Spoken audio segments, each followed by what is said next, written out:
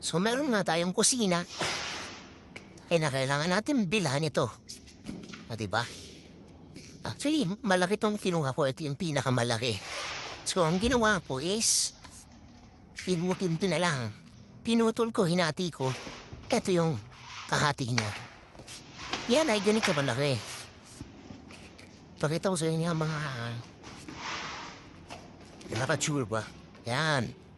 Ganyan yung kalaki. So hinati ko. Para